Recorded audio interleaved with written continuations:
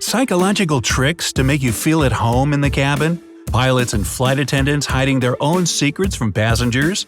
Whoopie cushions left on the seats of economy class?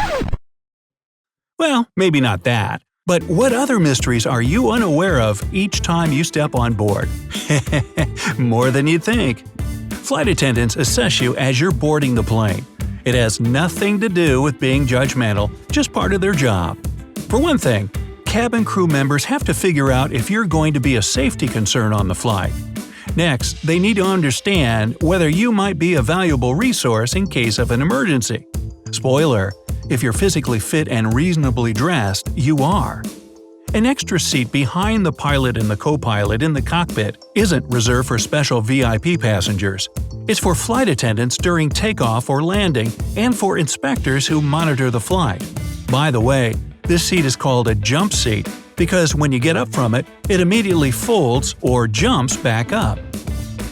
The cockpit is typically off-limits not only for passengers, but also for flight attendants during the flight, unless pilots request something. But most crews would go the extra mile to help passengers have the best flying experience. Airplanes can safely operate with one engine, even during takeoff and landing. The situation when both engines fail at the same time is almost unheard of. But even if something like that did happen, a plane wouldn't drop from the sky like a rock. If all engines stopped working at a high altitude, pilots would still have at least 20 minutes to find a suitable place to land. Planes can also land when their wheels are broken. It may sound terrifying, but if the landing gear gets stuck, pilots just skid the plane's belly down on the runway. If everything's done correctly, such landings are quite safe. Are you still hungry after your meal? Ask for an extra portion, and if it's available, no one will frown upon it, provided you ask politely, that is. The sad truth is that all leftovers must be discarded after the flight. And if your stomach begs for more, well, less food wasted. Modern planes have special systems that detect other aircraft, mountains, and unexpected solid objects in their path. These systems' main purpose is to inform pilots about any nearby obstacles. 10 miles away from another plane, and a voice starts saying, "Traffic, traffic, traffic." That could get on your nerves. 5 miles closer, and the same voice begins to direct pilots where to go. Pilots often work long hours. No wonder that during particularly tedious and uneventful flights, which are the flights we passengers love the best, they may feel sleepy and start to nod off in their seats. It'd seem that reading a good exciting book would help fend off the drowsiness. Unfortunately, books aren't allowed in the cockpit. They're considered a distraction. Ever experienced such a hard landing that you jump in your seat and go white? Unlike what most travelers believe, it's not necessarily a sign of an inexperienced pilot.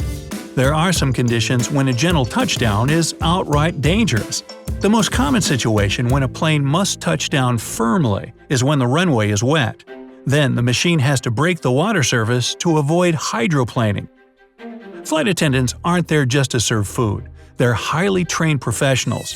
They know how to deliver a baby, are skilled in hand-to-hand combat, know how to survive in extreme conditions, and can extinguish a fire 30,000 feet in the air.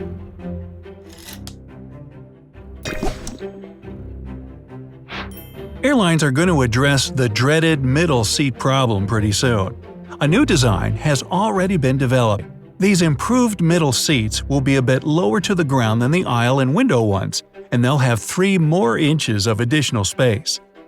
Most passengers have a misconception that co-pilots are just sidekicks or understudy characters who know little about flying. This belief can't be further from the truth. Co-pilots are totally capable of flying a plane, and they do it regularly. It's a typical situation when the captain flies the plane to the destination and the co-pilot operates it on the way back. Flight attendants have the same problems with jet lag as you do. Imagine flying all the way across the globe on a regular basis and dealing with the dimming of cabin lights during daylight.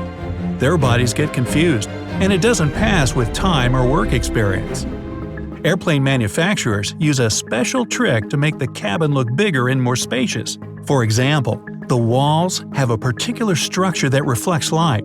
That, and they're painted white, which always visually expands a space.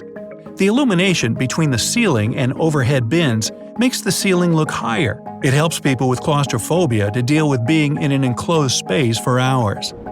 Passengers are also happier when their airplane has a wider entrance and its lighting is brighter. Research shows that, in this case, people are sure that their meals taste better and their seats are wider, while the only different thing is their surroundings. Pilots recommend nervous flyers to pick seats in the middle of the cabin. When turbulence occurs, it affects the front and rear parts of the cabin the most. The middle, over the wing section, doesn't get shaken that much. Imagine it like a seesaw. Deploying an emergency slide when there's no emergency is a very bad idea. It can cause hour-long delays and cost airlines thousands of dollars to pack the undamaged slide back into its container. Why would someone do it? Apparently, to get off the plane faster. Well, just keep in mind that it doesn't work this way. Now, if you want to be a pilot, be prepared for endless tests and examinations. Pilots have their skills checked every 6 to 8 months. They have to go into simulators and practice all kinds of emergency situations. After that, examiners assess them. Regular and technical testing and medical examination are also regular and crucial. Some airplanes have secret bedrooms for those crew members who need to catch some shut-eye.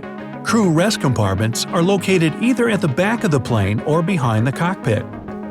Pilots are very careful with what they say and how they deliver it.